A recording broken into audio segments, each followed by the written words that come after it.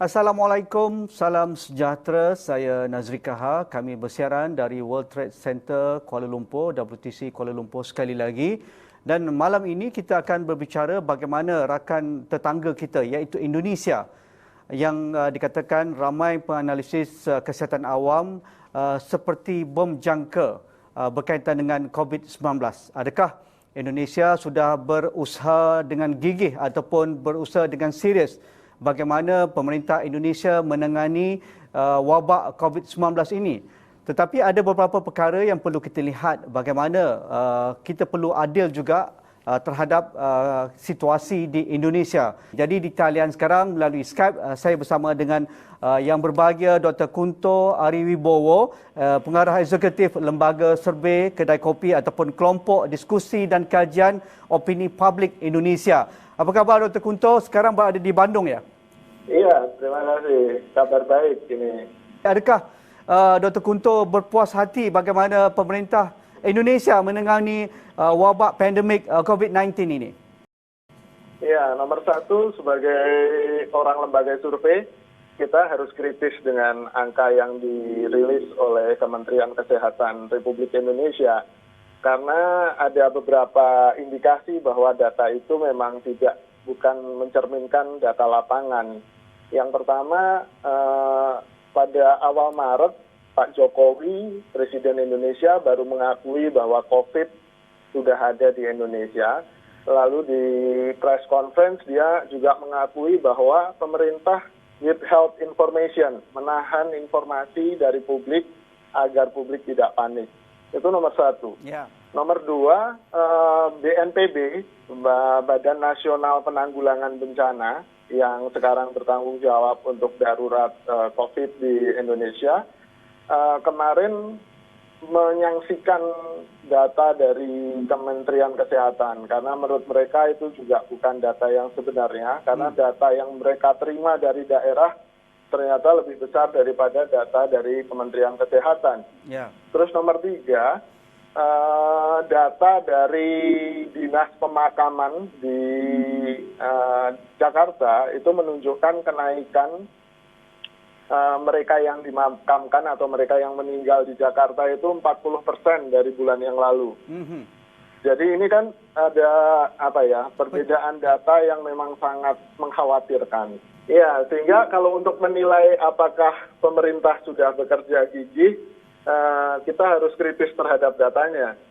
Karena data yang kita jadikan acuan untuk mengevaluasi juga bisa jadi itu data yang sampah, sehingga itu bisa misleading dengan apa yang sebenarnya terjadi di lapangan. Kalau kita lihat perbandingan apa yang dilakukan oleh Pak Jokowi sejak bermulanya wabak COVID-19 yang epicenternya dari Wuhan, China, wilayah Hubei. Dan sejak itu lagi kita lihat seperti negara lain apabila China melakukan lockdown dan juga melihat angka yang begitu besar, terutamanya angka kematian dan juga angka yang positif itu, kita lihat juga Indonesia sudah melakukan langkah pertama dan begitu aktif pada awal Februari ketika itu. Begitu juga dengan pemerintah Malaysia. Dan kita dapat lihat beberapa langkah-langkah yang begitu proaktif dan memberikan satu langkah mitigasi yang baik kepada rakyat Indonesia dan juga Malaysia ketika itu. Tetapi apa yang terjadi antara sebulan, 2 bulan ini hinggalah ke akhir Mac ini, seolah-olah kita lihat pemerintah begitu bercelaru dari sudut naratifnya dan juga langkah Indonesia bagaimana menangani wabak COVID-19. Apa isunya? Iya, kalau di Indonesia kita punya istilah wabah rasa pilpres. Jadi wabak tapi suasananya seperti pilihan raya. Jadi ini kompetisi antara istana, pemerintah Jokowi, dengan gubernur-gubernur yang ada di Indonesia tentang apa yang harus dilakukan ketika menghadapi COVID. Itu jadi headline di mana-mana, dan itu kelihatan bahwa istana mencoba mencegah beberapa inisiatif yang dilakukan oleh gubernur-gubernur di Jakarta, di Indonesia. Okey, dari survei yang dilakukan oleh lembaga survei Kedai Kopi yang dikongsikan oleh Dr. Kunto kepada kami yang dilakukan awal Mac 2020, pasti ada susulan dengan survei ini mungkin yang sedang berlaku sekarang. Antara soalan yang diberikan kepada responden ialah, adakah rakyat Indonesia maklum tentang COVID-19? Dari jawapan yang diberikan hampir 96% mereka maklum, maksudnya mereka aware tentang wabak pandemik dunia ini. Itu agak menarik. Dan adakah persepsi ataupun rakyat Indonesia ini dapat mendapatkan maklumat ini dari aspek pemahaman mereka tentang kesihatan awam, ataupun mereka takut ini melandai mereka seperti mana mereka lihat apa yang berlaku di China, di Korea Selatan, di Iran ataupun dari negara lain? Bagaimana persepsi sebenarnya di lapangan, Dr. Kunto? Oke, ketika di awal Maret kita melakukan survei, temuan dari survei itu yang pertama bahwa masyarakat mayoritas hampir 66% mempercayai pemerintah, bahkan mempercayai pemerintah bisa bisa mengendalikan COVID ini. Ya. Tapi kemudian kepercayaan itu menurun ketika ditanyakan soal fasilitas kesehatan. Ya. Ketika fasilitas kesehatan itu hanya 50% yang percaya. Tapi yang berbahaya adalah hampir 50% responden kami bilang bahwa orang Indonesia kebal terhadap COVID. Ini yang misleading kan? Ya, menarik sekali. Ya, itu mengerikan karena secara public health jadi risikonya naik. Ya, apa yang menyebabkan agaknya apabila soalan itu diutarakan oleh lembaga survei Kedai Kopi dan respon diberikan oleh responden iaitu rakyat Indonesia kebal dari dijangkiti COVID-19 ini, apa rasionalnya? Mungkin karena di awal sejak Januari dan Februari government seem to play down coronavirus gitu. Jadi bahkan beberapa menteri mengatakan bahwa Indonesia kebal kok. Bahkan sampai minggu lalu ada beberapa menteri yang bilang bahwa cuaca panas di Indonesia tidak cocok untuk coronavirus. Dan ini kan jadi misleading ke publik.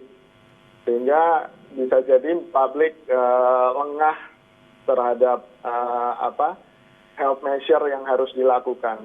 Okey, sebagai penganalisis di lapangan dan banyak sekali melakukan survei, adakah wajar pihak pemerintah yang bertanggungjawab ke atas kesihatan umum Indonesia melakukan kenyataan begitu? Ya, itu memang argumen mereka adalah supaya rakyat tidak panik. Gitu.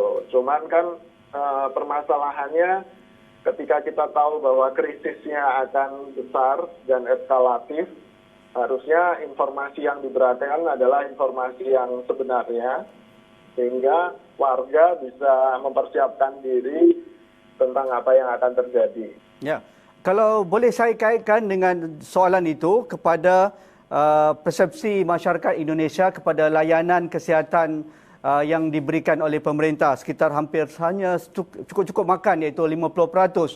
Adakah itu juga yang menyebabkan mereka sebenarnya tidak bersedia, pemerintah sebenarnya tidak bersedia untuk menangani wabak secara besar-besaran, dan sebab itu kita lihat angka-angka kematian di kalangan frontliners kesihatan agak tinggi berbanding dari negara lain. Jadi respon Dr. Kunto.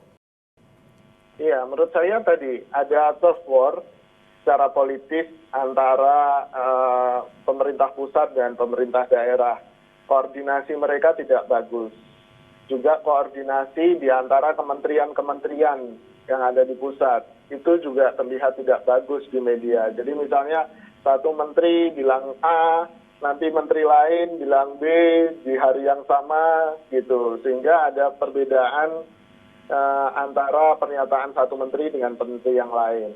Terus yang kedua adalah perdebatan tentang apakah kita harus mengalahkan ekonomi untuk kesehatan atau kesehatan lebih di atas ekonomi. Yang menurut saya itu harusnya berjalan bersamaan.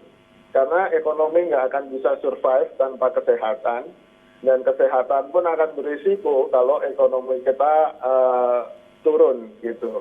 Jadi debat ini akhirnya akan memperlambat tindakan pemerintah Indonesia untuk secara responsif menangani COVID.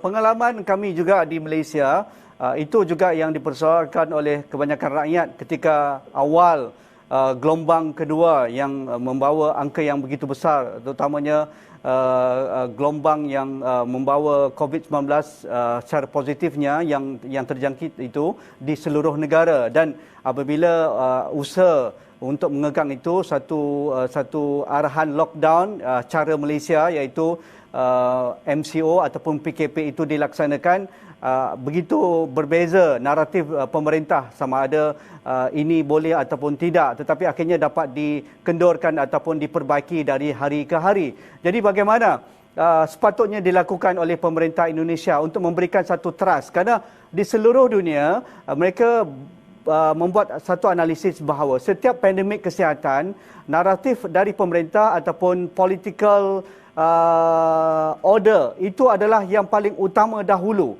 untuk mendapatkan trust ataupun kepercayaan publik. Jadi pandangan Dr. Kunto? Ya, kalau menurut saya yang harus dilakukan oleh pemerintah Indonesia sekarang adalah meniru yang dilakukan Malaysia dengan melakukan tes sebanyak-banyaknya. Kita tesnya hanya sedikit, hanya baru 13.400 orang yang kita tes dibandingkan sekitar 55.000 yang dilakukan oleh Malaysia, padahal populasi Indonesia jauh lebih besar daripada Malaysia. Dan itu kan salah satu usaha yang bisa dilakukan oleh pemerintah untuk memperbaiki trust masyarakat. Itu menurut saya nomor satu. Yang nomor dua adalah dengan memperhatikan masyarakat kecil ini, sektor-sektor informal, dengan memberikan stimulus-stimulus ekonomi, terutama untuk pekerja informal. Karena mereka benar-benar hand to mouth gitu, kerja hari ini untuk makan hari ini, sehingga ketika mereka harus berada di rumah, mereka wajib diberikan bantuan. Dan ini bantuan di Indonesia belum kelihatan merata. Okey, dari sudut pemerintah Indonesia, adakah Dr. Kunto sudah melihat satu pergerakan yang aktif untuk melakukan ujian secara massal itu? Ya, saya baru terima kabar bahwa ada beberapa mesin tes yang didatangkan, yang diimpor oleh Indonesia, baru datang kemarin itu, dan mudah-mudahan akan segera dioperasionalisasikan hingga kapasitas tesnya bisa naik sampai 10 kali lipat dari hari ini.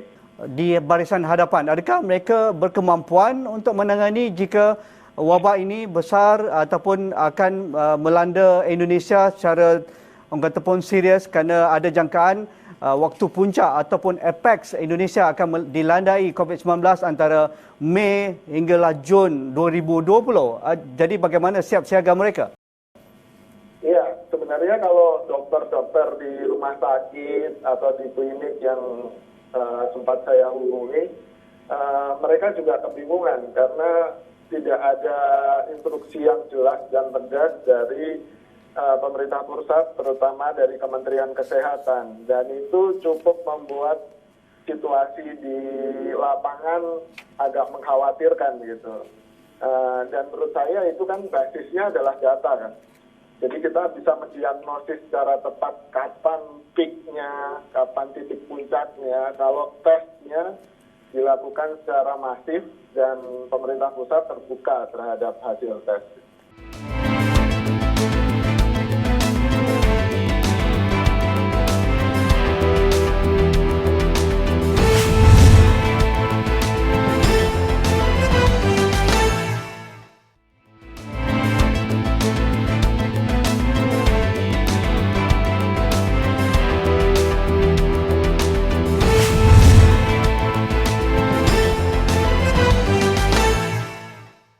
Bergerak ke hadapan dalam waktu krisis ini, adakah Dr. Kunto dan rakan-rakan lembaga survei kedai kopi yang sering berinteraksi dengan pihak-pihak yang berkepentingan di Indonesia itu, termasuk publik ataupun awam, adakah pihak awam benar-benar memahami hasrat kerajaan Indonesia untuk memutuskan rantaian COVID-19 ini, untuk memastikan Indonesia tidak akan menjadi seperti Itali, seperti Spanyol, United Kingdom dan juga Amerika Syarikat, kerana kita tahu populasi Indonesia begitu tinggi. Jadi apa yang dilakukan oleh Bapa Adis Bawisdan di Jakarta itu adakah perlu juga diberi ketelitian oleh semua wilayah dan juga pemerintah pusat Indonesia, iaitu Pak Jokowi. Walaupun isu berkaitan ekonomi itu menjadi satu halangan besar, bagaimana Indonesia wajar melakukan cara lockdown cara Indonesia itu?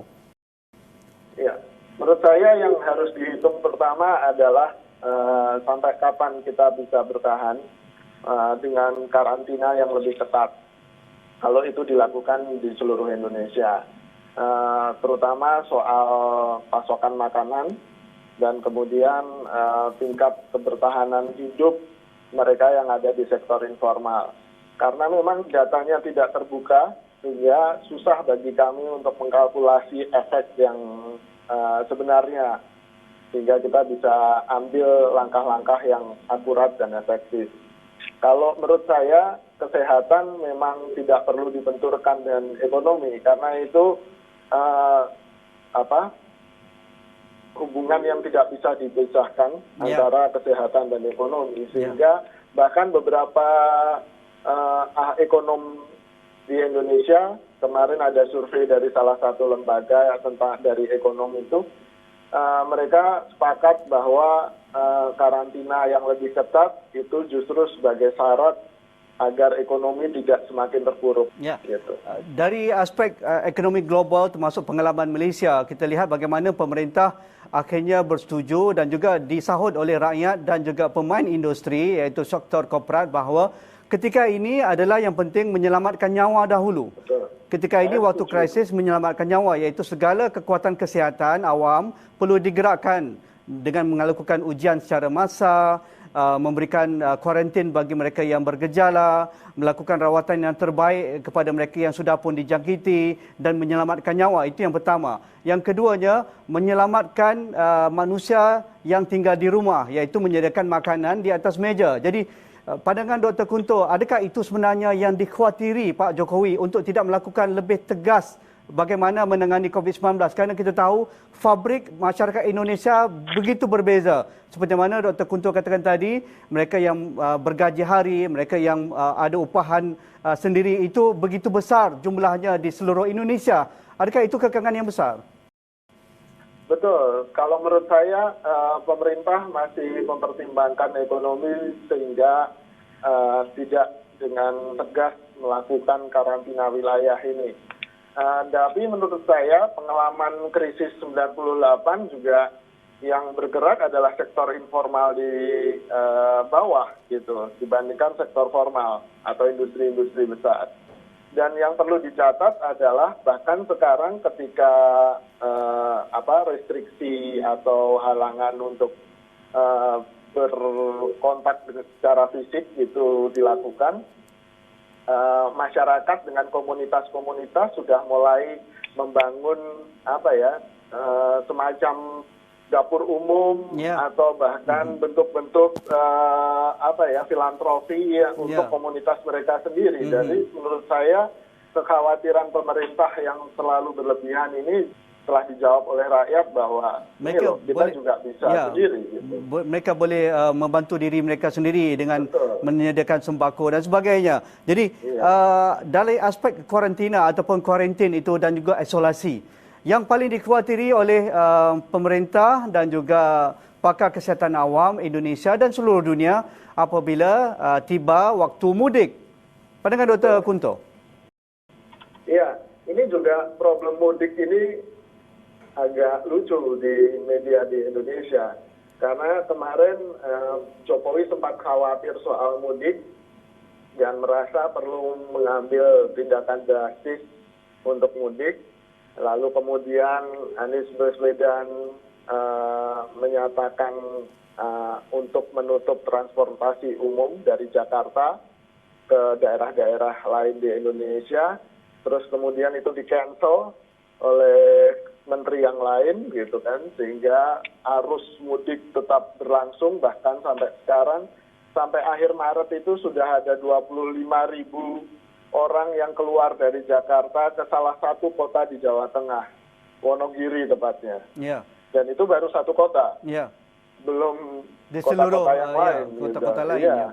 Jadi sebenarnya apa yang ditakutkan oleh pengamat kesehatan publik itu sudah terjadi sekarang. Migrasi besar-besaran dari Jakarta yang jadi hotspot COVID ini. Nah, tentu saja ini kita tidak ingin ini jadi masalah besar. Makanya di daerah mereka berinisiatif untuk mereka yang baru datang dari Jakarta atau luar daerah untuk melaporkan diri dan melakukan self quarantine selama 14 hari itu.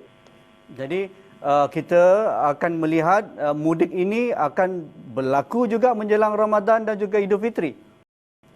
Ya, salah satu alasannya Pak Luhut tidak melarang, kemarin statement dia di media adalah kalaupun dilarang, orang Indonesia tetap akan melanggar katanya. Dan itu kan statement yang cukup kontroversial di Indonesia. Karena ya berarti kita nggak bisa melarang korupsi juga, karena toh pejabat juga tetap melakukannya. Ya, okey.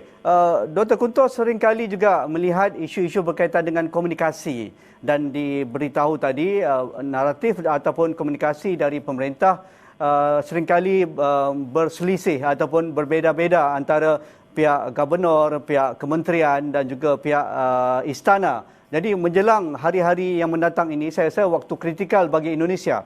Apa yang sepatutnya dilakukan? Kerana apabila naratif ataupun komunikasi yang padu, yang padat dan juga yang lebih seiring itu dapat dijelmakan, pastinya keyakinan akan diberikan oleh rakyat Indonesia biar apapun yang mereka hadapi. Betul. Nomor satu kan gaining trust kan, mendapatkan kepercayaan publik. Dan ini susah dilakukan sekarang karena satu, ada kesan menutup-nutupi. Kedua, adanya kurang koordinasi antar pusat, daerah, dan bahkan kementerian-kementerian di pusat sendiri. Jadi menurut saya yang harus diperbaiki itu, satu adalah jujur apa adanya, memberikan informasi yang apa adanya, tentu saja diikuti dengan himbauan untuk tidak panik dan apa yang harus dilakukan oleh masyarakat dengan data yang seperti ini. Ya. Yang kedua adalah koordinasi yang baik. Jadi sehingga sebelum mengeluarkan statement, kalau perlu dicek dulu lah. Masa sesama menteri nggak ngobrol kan? Okey. Akhir sekali Pak Dr. Kunto, bergerak ke hadapan bagaimana Indonesia perlu menafikan ataupun menidakkan pandangan dan juga analisis penganalisis kesihatan awam dunia termasuk dari Indonesia bahawa Indonesia bukan bom jangka dalam menangani wabak COVID-19. Iya, itu memang harus dibuktikan oleh pemerintah Indonesia. Jadi saya berharap ada langkah drastis dalam minggu-minggu ini. Jadi kalau bisa tidak hanya Jakarta, tapi juga daerah-daerah lain. Dan diikuti oleh tes massal tadi. Jadi menurut saya kan ada beberapa alternatif pilihan tindakan. Yang pertama tes secara masif. Yang kedua karantina wilayah yang sangat ketat. Betul. Gitu. Dan salah satu dari dua ini menurut saya harus dilakukan dalam waktu yang sangat dekat untuk memberikan kepercayaan pada publik, baik publik di Indonesia sendiri maupun publik di luar negeri. Okey. Dari ramai-ramai pemerintah yang dilihat berada di barisan hadapan, pastinya orang yang boleh memberikan keyakinan itu perlu ditonjolkan lebih kerap di televisyen ataupun di media. Jadi pada pandangan Dr. Kunto, siapa sepatutnya menjadi jurucakap terbaik ketika ini untuk Indonesia? Kalau di komunikasi krisis kan CEO-nya harus hadir di depan. Dan menurut saya Presiden Republik Indonesia atau Pak Jokowi yang harus memberikan arahan atau informasi yang penting kepada masyarakat tentang apa yang langkah-langkah yang diambil oleh pemerintah. Okey, menarik. Jelas sedikit untuk kita memahami bagaimana Indonesia menangani COVID-19 ini. Terima kasih Dr. Kunto Ariwibowo, Executive Director Lembaga Survey Kedai Kopi Indonesia yang berada di Bandung melalui Skype sebentar tadi. Terima kasih Dr. Kunto ya. Dan itu saja analisis kami malam ini. Begitu berharga penjelasan pencerahan rakan kami di Indonesia, dan pastinya kita juga tidak mahu melihat rakan tetangga menangani COVID-19 secara tidak ataupun selesa untuk rakyat mereka, hendak ataupun tidak begitu ramai warga Indonesia yang bekerja di negara kita Malaysia. Begitu juga mereka juga menunggu masa untuk bekerja ataupun kembali semula ke negara Malaysia untuk meneruskan kehidupan mereka, termasuk rakan-rakan pelajar kita yang bertebaran berada di seluruh Indonesia melanjutkan pelajaran mereka di universiti awam ataupun swasta di Indonesia. Terima kasih. Sekian, insya-Allah kita jumpa lagi.